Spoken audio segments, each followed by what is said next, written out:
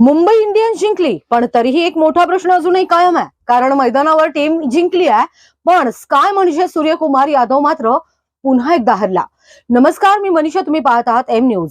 5 वेळा IPL जिंकलेली Mumbai Indians पहिला सामना जिंकली आणि मग सलग 4 पराभव, टीका, ट्रोलिंग आणि प्रचंड दबाव.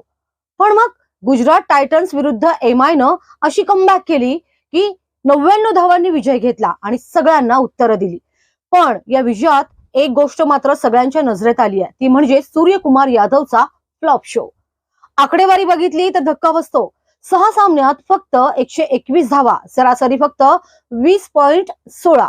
एकच सामना दिल्ली विरुद्ध अर्धशतक, बाकी सगळीकडे शांतता. 16, 6, 33, 0, 15 हे स्कोर्स आहेत एका वर्ल्ड नंबर 1 बॅट्समॅनचे. हा तोच काय आहे का जो एका ओव्हरमध्ये सामना फिरवतो? आता सोशल मीडियावर एकच चर्चा सुरू आहे, स्कायला प्लेइंग 11 मधून बाहेर काढा.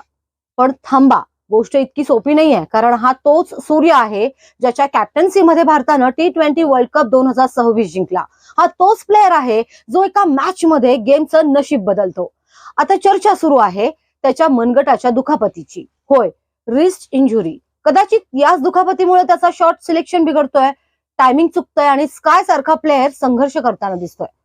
तर आता मोठा प्रश्न आहे, मुंबई इंडियन्स स्कायवर विश्वास ठेवणार का, की त्याला थोडा ब्रेक देऊन नवीन प्लेअरची संधी देणार? कारण क्रिकेटमध्ये फॉर्म तात्पुरता असतो, पण क्लास कायमचा असतो. आणि स्कायचा क्लास हा तो एका इनिंग मध्ये पुन्हा सगळ्यांना दिसणारच आहे. फक्त वाट बघा, कारण सूर्य मावळलेला नाही आहे, तो फक्त पुन्हा उगवण्याच्या तयारीत आहे. तुम्हाला काय वाटतं, स्कायला टीम मध्ये ठेवावं का ड्रॉप करावं? कमेंट करा आणि व्हिडिओ शेअर करा.